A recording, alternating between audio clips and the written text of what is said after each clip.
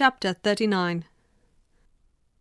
It was the second week in May, in which the three young ladies set out together from Gracechurch Street for the town of Newton, in Hertfordshire, and as they drew near the appointed inn, where Mr. Bennet's carriage was to meet them, they quickly perceived, in token of the coachman's punctuality, both Kitty and Lydia looking out of a dining-room upstairs.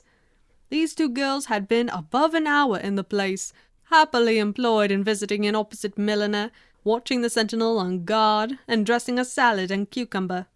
After welcoming their sisters, they triumphantly displayed a table set out with such cold meat as an inn larder usually affords, exclaiming, "Is not this nice? Is not this an agreeable surprise? And we mean to treat you all," added Lydia. "But you must lend us the money, for we have just spent hours at the shop out there."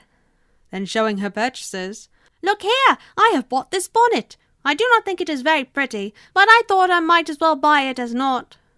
I shall pull it to pieces as soon as I get home, and see if I can make it up any better."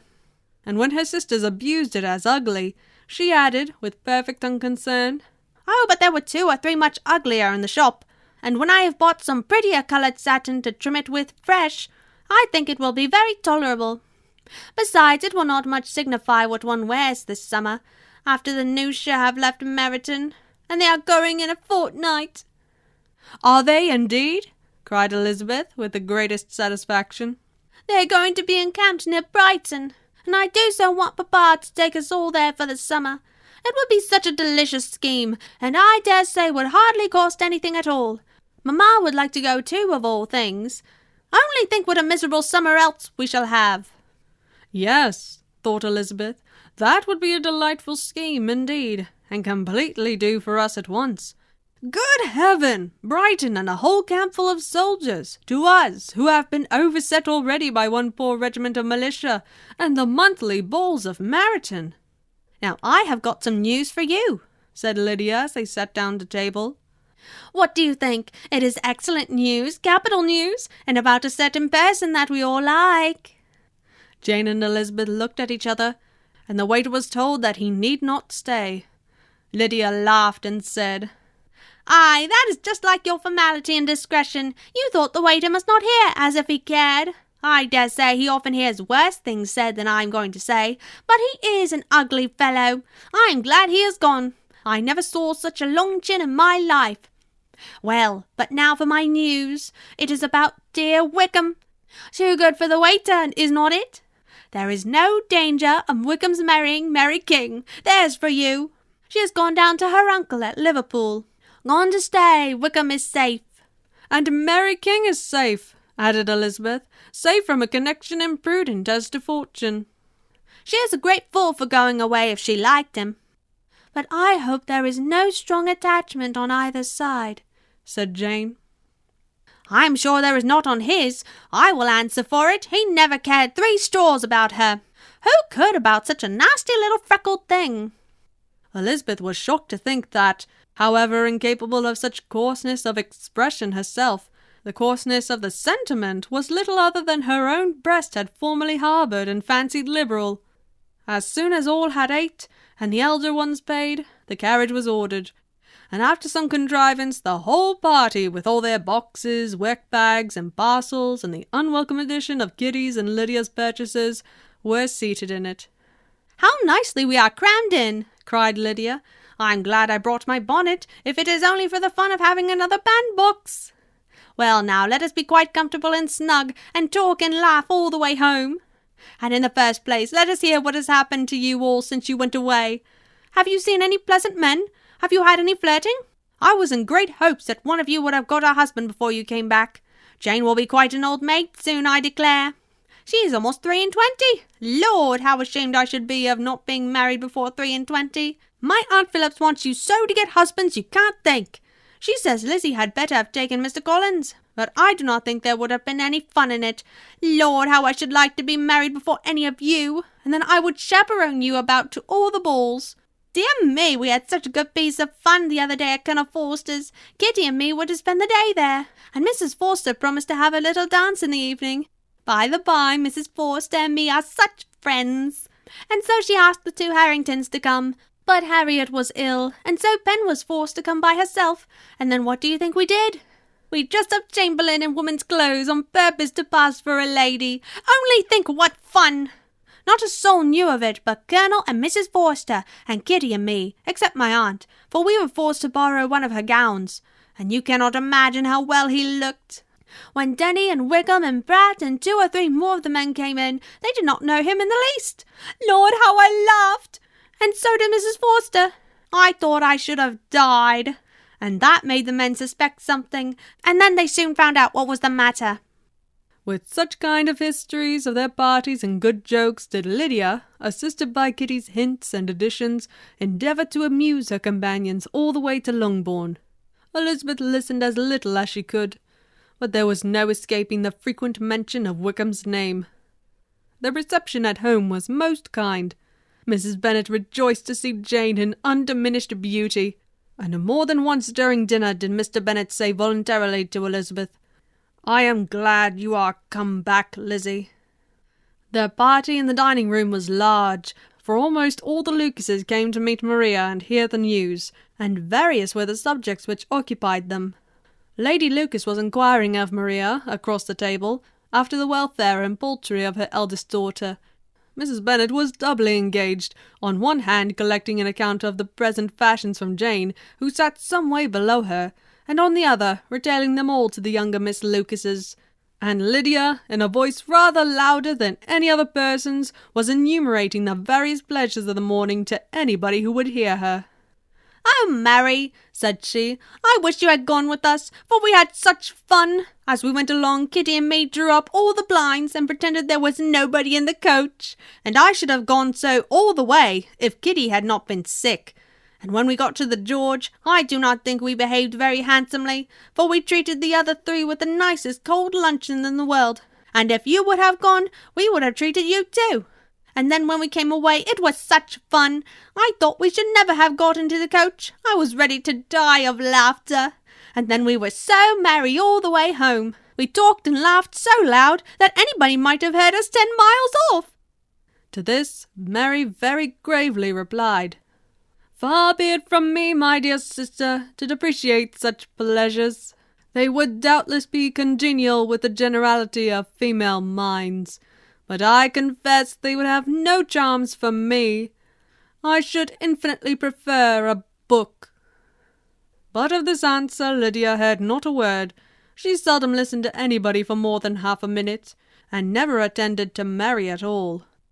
In the afternoon Lydia was urgent with the rest of the girls to walk to Meryton and see how everybody went on, but Elizabeth steadily opposed the scheme. It should not be said that the Miss Bennets could not be at home half a day before they were in pursuit of the officers. There was another reason, too, for her opposition. She dreaded seeing Wickham again, and was resolved to avoid it as long as possible. The comfort to her of the regiment's approaching removal was indeed beyond expression. In a fortnight they were to go, and once gone, she hoped there could be nothing more to plague her on this account. She had not been many hours at home before she found that the Brighton scheme, of which Lydia had given them a hint at the inn, was under frequent discussion between her parents. Elizabeth saw directly that her father had not the smallest intention of yielding, but his answers were at the same time so vague and equivocal that her mother, though often disheartened, had never yet despaired of succeeding at last. Chapter 40. Elizabeth's impatience to acquaint Jane with what had happened could no longer be overcome, and at length, resolving to suppress every particular in which her sister was concerned, and preparing her to be surprised, she related to her the next morning the chief of the scene between Mr. Darcy and herself. Miss Bennet's astonishment was soon lessened by the strong sisterly partiality which made any admiration of Elizabeth appear perfectly natural, and all surprise was shortly lost in other feelings. She was sorry that Mr. Darcy should have delivered his sentiments in a manner so little suited to recommend them, but still more was she grieved for the unhappiness which her sister's refusal must have given him. "His being so sure of succeeding was wrong," said she, "and certainly ought not to have appeared, but consider how much it must increase his disappointment." "Indeed," replied Elizabeth, "I am heartily sorry for him. But he has other feelings which will probably soon drive away his regard for me. You do not blame me, however, for refusing him?" "Blame you? Oh, no." "But you blame me for having spoken so warmly of Wickham?" "No, I do not know that you were wrong in saying what you did." "But you will know it when I've told you what happened the very next day." She then spoke of the letter, repeating the whole of its contents as far as they concerned George Wickham. What a stroke this was for poor Jane, who would willingly have gone through the world without believing that so much wickedness existed in the whole race of mankind, as was here collected in one individual. Nor was Darcy's vindication, though grateful to her feelings, capable of consoling her for such discovery. Most earnestly did she labour to prove the probability of error, and seek to clear one without involving the other. "This will not do," said Elizabeth. "You will never be able to make both of them good for anything. Take your choice, but you must be satisfied with only one. There is but such a quantity of merit between them, just enough to make one good sort of man, and of late it has been shifting about pretty much. For my part, I am inclined to believe it all Mr. Darcy's, but you shall do as you choose." It was some time, however, before a smile could be extorted from Jane. "I do not know when I have been more shocked," said she. "Wickham so very bad, it is almost past belief. And poor Mr. Darcy, dear Lizzie, only consider what he must have suffered. Such a disappointment, and with the knowledge of your ill opinion too, and having to relate such a thing of his sister. It is really too distressing. I am sure you must feel it so." "Oh no, my regret and compassion are all done away by seeing you so full of both. I know you will do him such ample justice that I am growing every moment more unconcerned and indifferent. Your profusion makes me saving, and if you lament over him much longer, my heart will be as light as a feather." "Poor Wickham! There is such an expression of goodness in his countenance, such an openness and gentleness in his manner." There certainly was some great mismanagement in the education of those two young men. One has got all the goodness, and the other all the appearance of it. "I never thought Mr. Darcy so deficient in the appearance of it as you used to do." "And yet I meant to be uncommonly clever in taking so decided a dislike to him, without any reason. It is such a spur to one's genius, such an opening for wit, to have a dislike of that kind. One may be continually abusive without saying anything just, but one cannot be always laughing at a man without now and then stumbling on something witty." "Lizzie, when you first read the letter, I am sure you could not treat the matter as you do now." "Indeed I could not. I was uncomfortable enough. I was very uncomfortable, I may say unhappy, and with no one to speak to of what I felt, no Jane to comfort me, and say that I had not been so very weak and vain and nonsensical as I knew I had. Oh, how I wanted you!" "How unfortunate that you should have used such very strong expressions in speaking of Wickham to Mr. Darcy, for now they do appear wholly undeserved." "Certainly. But the misfortune of speaking with bitterness is a most natural consequence of the prejudices I had been encouraging. There is one point on which I want your advice. I want to be told whether I ought or ought not to make our acquaintance in general understand Wickham's character." Miss Bennet paused a little, and then replied, "Surely there can be no occasion for exposing him so dreadfully. What is your own explanation?" "That it ought not to be attempted. Mr. Darcy has not authorized me to make his communication public. On the contrary, every particular relative to his sister was meant to be kept as much as possible to myself, and if I endeavour to undeceive people as to the rest of his conduct, who will believe me? The general prejudice against Mr. Darcy is so violent that it would be the death of half the good people in Meryton to attempt to place him in an amiable light. I am not equal to it. Wickham will soon be gone, and therefore it will not signify to anybody here what he really is. Some time hence it will be all found out, and then we may laugh at their stupidity in not knowing it before. At present I will say nothing about it." "You are quite right. To have his errors made public might ruin him forever. He is now perhaps sorry for what he has done, and anxious to re-establish a character. We must not make him desperate." The tumult of Elizabeth's mind was allayed by this conversation. She had got rid of 2 of the secrets which had weighed on her for a fortnight, and was certain of a willing listener in Jane, whenever she might wish to talk again of either. But there was still something lurking behind, of which prudence forbade the disclosure. She dared not relate the other half of Mr. Darcy's letter, nor explain to her sister how sincerely she had been valued by his friend. Here was knowledge in which no one could partake, and she was sensible that nothing less than a perfect understanding between the parties could justify her in throwing off this last encumbrance of mystery. "And then," said she, "if that very improbable event should ever take place, I shall merely be able to tell what Bingley may tell in a much more agreeable manner himself. The liberty of communication cannot be mine till it has lost all its value." She was now, on being settled at home, at leisure to observe the real state of her sister's spirits. Jane was not happy. She still cherished a very tender affection for Bingley. Having never even fancied herself in love before, her regard had all the warmth of first attachment, and from her age and disposition, greater steadiness than first attachments often boast. And so fervently did she value his remembrance, and prefer him to every other man, that all her good sense and all her attention to the feelings of her friends were requisite to check the indulgence of those regrets which must have been injurious to her own health and their tranquillity. "Well, Lizzie," said Mrs. Bennet one day, "what is your opinion now of this sad business of Jane's? For my part, I am determined never to speak of it again to anybody. I told my sister Philip so the other day. But I cannot find out that Jane saw anything of him in London. Well, he is a very undeserving young man, and I do not suppose that there is the least chance in the world of her ever getting him now. There is no talk of his coming to Netherfield again in the summer, and I have inquired of everybody, too, who is likely to know." "I do not believe that he will ever live at Netherfield any more." "Oh, well, it is just as he chooses.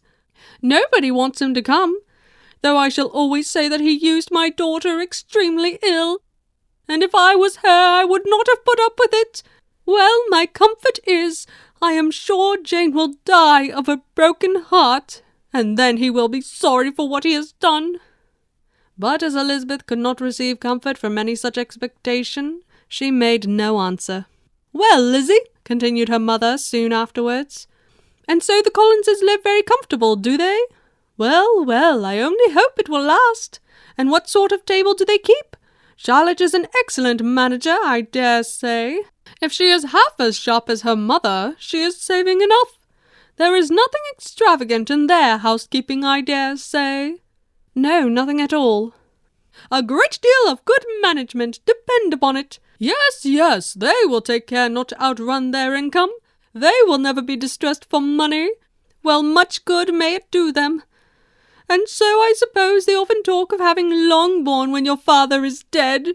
They look upon it quite as their own, I dare say, whenever that happens." "It was a subject which they could not mention before me." "No, it would have been strange if they had, but I make no doubt they often talk of it between themselves. Well, if they can be easy with an estate that is not lawfully their own, so much the better. I should be ashamed of having one that was only entailed on me." Chapter 41. The first week of their return was soon gone. The second began. It was the last of the regiment's stay in Meryton, and all the young ladies in the neighbourhood were drooping apace. The dejection was almost universal. The elder Miss Bennet alone was still able to eat, drink, and sleep, and pursue the usual course of their employments. Very frequently were they reproached for this insensibility by Kitty and Lydia, whose own misery was extreme, and who could not comprehend such hard-heartedness in any of the family. "Good heaven, what is to become of us? What are we to do?" would they often exclaim in the bitterness of woe. "How can you be smiling so, Lizzie?" Their affectionate mother shared all their grief. She remembered what she had herself endured on a similar occasion 25 years ago. "I am sure," said she, "I cried for 2 days together when Colonel Miller's regiment went away. I thought I should have broke my heart." "I am sure I shall break mine," said Lydia. "If one could but go to Brighton," observed Mrs. Bennet. "Oh, yes, if one could but go to Brighton, but Papa is so disagreeable." "A little sea-bathing would set me up forever." "And my Aunt Phillips is sure it would do me a great deal of good," added Kitty. Such were the kind of lamentations resounding perpetually through Longbourn House. Elizabeth tried to be diverted by them, but all sense of pleasure was lost in shame. She felt anew the justice of Mr. Darcy's objections, and never had she before seen so much disposed to pardon his interference in the views of his friend. But the gloom of Lydia's prospect was shortly cleared away, for she received an invitation from Mrs. Forster, the wife of the colonel of the regiment, to accompany her to Brighton. This invaluable friend was a very young woman, and very lately married. A resemblance in good humour and good spirits had recommended her and Lydia to each other, and out of their 3 months' acquaintance they had been intimate too. The rapture of Lydia on this occasion, her adoration of Mrs. Forster, the delight of Mrs. Bennet, and the mortification of Kitty are scarcely to be described. Wholly inattentive to her sister's feelings, Lydia flew about the house in restless ecstasy, calling for everyone's congratulations, and laughing and talking with more violence than ever, whilst the luckless Kitty continued in the parlour, repining at her fate in terms as unreasonable as her accent was peevish. "I cannot see why Mrs. Forster should not ask me as well as Lydia," said she. "Though I am not her particular friend, I have just as much right to be asked as she has, and more too, for I am 2 years older." In vain did Elizabeth attempt to make her reasonable, and Jane to make her resigned. As for Elizabeth herself, this invitation was so far from exciting in her the same feelings as in her mother and Lydia, that she considered it as the death warrant of all possibility of common sense for the latter, and detestable as such a step must make her, were it known, she could not help secretly advising her father not to let her go. She represented to him all the improprieties of Lydia's general behaviour, the little advantage she could derive from the friendship of such a woman as Mrs. Forster, and the probability of her being yet more imprudent with such a companion at Brighton, where the temptations must be greater than at home. He heard her attentively, and then said, "Lydia will never be easy till she has exposed herself in some public place or other, and we can never expect her to do it with so little expense or inconvenience to her family as under the present circumstances." "If you were aware," said Elizabeth, "of the very great disadvantage to us all, which must arise from the public notice of Lydia's unguarded and imprudent manner, nay, which has already arisen from it, I'm sure you would judge differently in the affair." "Already arisen?" repeated Mr. Bennet. "What, has she frightened away some of your lovers? Poor little Lizzie! But do not be cast down. Such squeamish youths as cannot bear to be connected with a little absurdity are not worth a regret. Come, let me see the list of the pitiful fellows who have been kept aloof by Lydia's folly." "Indeed, you are mistaken. I have no such injuries to resent. It is not of peculiar, but of general evils which I am now complaining. Our importance, our respectability in the world, must be affected by the wild volatility, the assurance and disdain of all restraint which mark Lydia's character. Excuse me, for I must speak plainly. If you, my dear father, will not take the trouble of checking her exuberant spirits, and of teaching her that her present pursuits are not to be the business of her life, she will soon be beyond the reach of amendment. Her character will be fixed, and she will, at 16, be the most determined flirt that ever made herself and her family ridiculous. A flirt, too, in the worst and meanest degree of flirtation, without any attraction beyond youth and a tolerable person, and from the ignorance and emptiness of her mind, wholly unable to ward off any portion of that universal contempt which her rage for admiration will excite. In this danger Kitty is also comprehended. She will follow wherever Lydia leads, vain, ignorant, idle, and absolutely uncontrolled. Oh, my dear father, can you suppose it possible that they will not be censured and despised wherever they are known, and that their sisters will not be often involved in the disgrace?" Mr. Bennet saw that her whole heart was in the subject, and affectionately taking her hand, said in reply, "Do not make yourself uneasy, my love. Wherever you and Jane are known, you must be respected and valued, and you will not appear to less advantage for having a couple of, or may I say 3, very silly sisters. We shall have no peace at Longbourn if Lydia does not go to Brighton. Let her go then. Colonel Forster is a sensible man, and will keep her out of any real mischief, and she is luckily too poor to be an object of prey to anybody. At Brighton she will be of less importance, even as a common flirt, than she has been here. Let us hope, therefore, that her being there may teach her her own insignificance. At any rate, she cannot grow many degrees worse, without authorizing us to lock her up for the rest of her life." With this answer, Elizabeth was forced to be content, but her own opinion continued the same, and she left him disappointed and sorry. It was not in her nature, however, to increase her vexations by dwelling on them. She was confident of having performed her duty, and to fret over unavoidable evils, or augment them by anxiety, was no part of her disposition. Had Lydia and her mother known the substance of her conference with her father, their indignation would hardly have found expression in their united volubility. In Lydia's imagination, a visit to Brighton comprised every possibility of earthly happiness. She saw with the creative eye of fancy the streets of that gay bathing place covered with officers. She saw herself the object of attention to tens and to scores of them at present unknown. She saw all the glories of the camp, its tents stretched forth in beauty's uniformity of lines, crowded with the young and the gay, and dazzling with scarlet. And to complete the view, she saw herself seated beneath a tent, tenderly flirting with at least 6 officers at once. Had she known that her sister sought to tear her from such prospects and such realities as these, what would have been her sensations? They could have been understood only by her mother, who might have felt nearly the same. Lydia's going to Brighton was all that consoled her for the melancholy conviction of her husband's never intending to go there himself. But they were entirely ignorant of what had passed, and their raptures continued with little intermission to the very day of Lydia's leaving home. Elizabeth was now to see Mr. Wickham for the last time. Having been frequently in company with him since her return, agitation was pretty well over. The agitations of former partiality entirely so. She had even learnt to detect, in the very gentleness which had first delighted her, an affectation and a sameness to disgust and weary.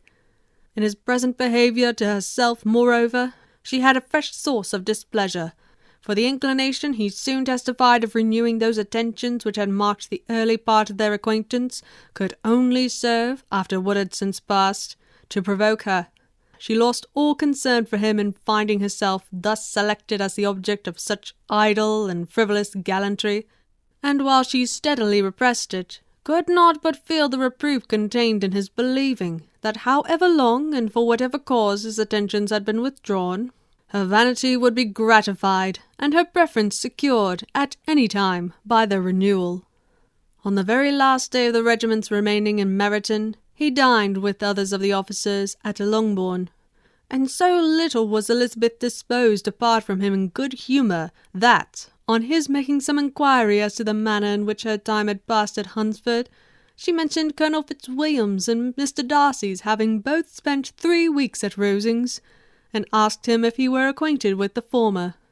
He looked surprised, displeased, alarmed, but with a moment's recollection and a returning smile he replied that he had formerly seen him often, and after observing that he was a very gentlemanlike man, asked her how she had liked him. Her answer was warmly in his favour. With an air of indifference, he soon afterwards added, "How long did you say that he was at Rosings?" "Nearly 3 weeks." "And you saw him frequently?" "Yes, almost every day." "His manners are very different from his cousin's?" "Yes, very different. But I think Mr. Darcy improves on acquaintance." "Indeed?" cried Wickham with a look which did not escape her. "And pray, may I ask—" But checking himself, he added in a gayer tone, "Is it in address that he improves? Has he deigned to add aught of civility to his ordinary style? For I dare not hope—" he continued in a lower and more serious tone, "that he is improved in essentials?" "Oh, no," said Elizabeth. "In essentials, I believe, he is very much what he ever was." Whilst she spoke, Wickham looked as if scarcely knowing whether to rejoice over her words or to distrust their meaning. There was something in her countenance which made him listen with an apprehensive and anxious attention, while she added, "When I said that he improved on acquaintance, I did not mean that either his mind or manners were in a state of improvement, but that from knowing him better, his disposition was better understood." Wickham's alarm now appeared in heightened complexion and agitated look. For a few minutes he was silent, till, shaking off his embarrassment, he turned to her again, and said in the gentlest of accents, "You who so well know my feelings towards Mr. Darcy will readily comprehend how sincerely I must rejoice that he is wise enough to assume even the appearance of what is right. His pride in that direction may be of service, if not to himself, to many others, for it must deter him from such foul misconduct as I have suffered by. I only fear that the sort of cautiousness to which you, I imagine, have been alluding, is merely adopted on his visits to his aunt, of whose good opinion and judgment he stands much in awe. His fear of her has always operated, I know, when they were together, and a good deal's to be imputed to his wish of forwarding the match with Miss de Bourgh, which I am certain he has very much at heart." Elizabeth could not repress a smile at this, but she answered only by a slight inclination of the head. She saw that he wanted to engage her on the old subject of his grievances, and she was in no humour to indulge him. The rest of the evening passed with the appearance on his side of usual cheerfulness, but with no further attempt to distinguish Elizabeth, and they parted at last with mutual civility, and possibly a mutual desire of never meeting again. When the party broke up, Lydia returned with Mrs. Forster to Meryton, from whence they were to set out early the next morning. The separation between her and her family was rather noisy than pathetic. Kitty was the only one who shed tears, but she did weep from vexation and envy. Mrs. Bennet was diffuse in her good wishes for the felicity of her daughter, and impressive in her injunctions that she would not miss the opportunity of enjoying herself as much as possible, advice which there was every reason to believe would be attended to. And in the clamorous happiness of Lydia herself in bidding farewell, the more gentle adieus of her sisters were uttered without being heard. Chapter 42. Had Elizabeth's opinion been all drawn from her own family, she could not have formed a very pleasing picture of conjugal felicity or domestic comfort. Her father, captivated by youth and beauty, and that appearance of good humour which youth and beauty generally give, had married a woman whose weak understanding and illiberal mind had very early in their marriage put an end to all real affection for her. Respect, esteem, and confidence had vanished forever, and all his views of domestic happiness were overthrown. But Mr. Bennet was not of a disposition to seek comfort for the disappointment which his own imprudence had brought on in any of those pleasures which too often console the unfortunate for their folly or their vice. He was fond of the country and of books, and from these tastes had arisen his principal enjoyments. To his wife he was very little otherwise indebted than as her ignorance and folly had contributed to his amusement. This is not the sort of happiness which a man would in general wish to owe to his wife, but where other powers of entertainment are wanting, the true philosopher will derive benefit from such as are given. Elizabeth, however, had never been blind to the impropriety of her father's behaviour as a husband, but respecting his abilities and grateful for his affectionate treatment of herself, she endeavoured to forget what she could not overlook, and to banish from her thoughts that continual breach of conjugal obligation and decorum, which, in exposing his wife to the contempt of her own children, was so highly reprehensible. But she had never felt so strongly as now the disadvantages which must attend the children of so unsuitable a marriage, nor ever been so fully aware of the evils arising from so ill-judged a direction of talents which, rightly used, might at least have preserved the respectability of his daughters. even if incapable of enlarging the mind of his wife. When Elizabeth had rejoiced over Wickham's departure, she found little other cause for satisfaction in the loss of the regiment.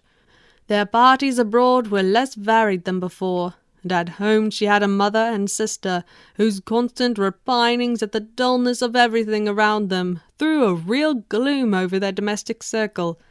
And though Kitty might in time regain her natural degree of sense, since the disturbances of her brain were removed, her other sister, from whose disposition greater evil might be apprehended, was likely to be hardened in all her folly and assurance by a situation of such double danger as a watering-place and a camp. Upon the whole, therefore, she found what has been sometimes found before, that an event to which she had looked forward with impatient desire did not, in taking place, bring all the satisfaction she had promised herself. It was consequently necessary to name some other period for the commencement of actual felicity, to have some other point on which her wishes and hopes might be fixed, and by again enjoying the pleasure of anticipation, console herself for the present, and prepare for another disappointment. Her tour to the lakes was now the object of her happiest thoughts. It was her best consolation for all the uncomfortable hours which the discontentedness of her mother and Kitty made inevitable. And could she have included Jane in the scheme, every part of it would have been perfect. But it is unfortunate, thought she, that I have something to wish for. Were the whole arrangement complete, my disappointment would be certain. But here, by carrying with me one ceaseless source of regret in my sister's absence, I may reasonably hope to have all my expectations of pleasure realized. A scheme of which every part promises delight can never be successful, and general disappointment is only warded off by the defence of some little peculiar vexation. When Lydia went away, she promised to write very often and very minutely to her mother and Kitty, but her letters were always long expected and always very short. Those to her mother contained little else than that they were just returned from the library, where such and such officers had attended them, and where she had seen such beautiful ornaments as made her quite wild, that she had a new gown or a new parasol, which she would have described more fully, but was obliged to leave off in a violent hurry, as Mrs. Forster called her, and they were going to the camp. And from her correspondence with her sister there was still less to be learnt, for her letters to Kitty, though rather longer, were much too full of lines under the words to be made public. After the first fortnight or 3 weeks of her absence, health, good humour, and cheerfulness began to reappear at Longbourn. Everything wore a happier aspect. The families who had been in town for the winter came back again, and summer finery and summer engagements arose. Mrs. Bennet was restored to her usual querulous serenity, and by the middle of June Kitty was so much recovered as to be able to enter Meryton without tears, an event of such happy promise as to make Elizabeth hope that by the following Christmas she might be so tolerably reasonable as not to mention an officer above once a day, unless, by some cruel and malicious arrangement at the War Office, another regiment should be quartered in Meryton. The time fixed for the beginning of their northern tour was now fast approaching, and a fortnight only was wanting of it, when a letter arrived from Mrs. Gardiner, which at once delayed its commencement and curtailed its extent. Mr. Gardiner would be prevented by business from setting out till a fortnight later in July, and must be in London again with a month.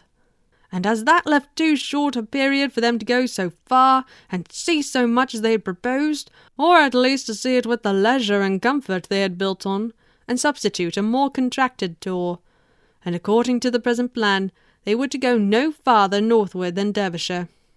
In that country there was enough to be seen to occupy the chief of their 3 weeks, and to Mrs. Gardiner it had a peculiarly strong attraction. The town where she had formerly passed some years of her life, and where they were now to spend a few days, was probably as great an object of a curiosity as all the celebrated beauties of Matlock, Chatsworth, Dovedale, or the Peak. Elizabeth was excessively disappointed. She had set her heart on seeing the lakes, and still thought there might have been time enough. But it was her business to be satisfied, and certainly her temper to be happy, and all was soon right again. With the mention of Derbyshire there were many ideas connected. It was impossible for her to see the word without thinking of Pemberley and its owner. "But surely," said she, I may enter his county with impunity and rob it of a few petrified spars without his perceiving me. The period of expectation was now doubled. 4 weeks were to pass away before her uncle and aunt's arrival, but they did pass away, and Mr. and Mrs. Gardiner, with their 4 children, did at length appear at Longbourn. The children, 2 girls of 6 and 8 years old, and 2 younger boys, were to be left under the particular care of their cousin Jane, who was the general favourite, and whose steady sense and sweetness of temper exactly adapted her for attending to them in every way, teaching them, playing with them, and loving them. The Gardiners stayed only 1 night at Longbourn, and set off the next morning with Elizabeth in pursuit of novelty and amusement. One enjoyment was certain, that of suitableness as companions, a suitableness which comprehended health and temper to bear inconveniences, cheerfulness to enhance every pleasure, and affection and intelligence which might supply it among themselves if they were disappointed abroad. It is not the object of this work to give a description of Derbyshire, nor of any of the remarkable places through which their route thither lay. Oxford, Blenheim, Warwick, Kenilworth, Birmingham, etc. are sufficiently known. A small part of Derbyshire is all the present concern. To the little town of Lambton, the scene of Mrs. Gardiner's former residence, and where she had lately learned that some acquaintance still remained, they bent their steps, after having seen all the principal wonders of the country. And within 5 miles of Lambton, Elizabeth found from her aunt that Pemberley was situated. It was not in their direct road, nor more than a mile or 2 out of it. In talking over their route the evening before, Mrs. Gardiner expressed an inclination to see the place again. Mr. Gardiner declared his willingness, and Elizabeth was applied to for her approbation. "My love, should not you like to see a piece of which you have heard so much?" said her aunt. "A place, to which so many of your acquaintance are connected. Wickham passed all his youth there, you know." Elizabeth was distressed. She felt that she had no business at Pemberley, and was obliged to assume a disinclination for seeing it. She must own that she was tired of great houses. After going over so many, she really had no pleasure in fine carpets or satin curtains. Mrs. Gardiner abused her stupidity. "If it were merely a fine house richly furnished," said she, "I should not care about it myself, but the grounds are delightful. They have some of the finest woods in the country." Elizabeth said no more, but her mind could not acquiesce. Possibility of meeting Mr. Darcy while viewing the place instantly occurred. She blushed at the very idea, and thought it would be better to speak openly to her aunt than to run such a risk. But against this there were objections, and she finally resolved that it could be the last resource. If her private inquiries as to the absence of the family were unfavourably answered. Accordingly, when she retired at night, she asked the chambermaid whether Pemberley were not a very fine place, what was the name of its proprietor, and, with no little alarm, whether the family were down for the summer. A most welcome negative followed the last question, and her alarms being now removed, she was at leisure to feel a great deal of curiosity to see the house herself. And when the subject was revived the next morning, and she was again applied to, could readily answer, and with a proper air of indifference, that she had not really any dislike to the scheme. To Pemberley, therefore, they were to go.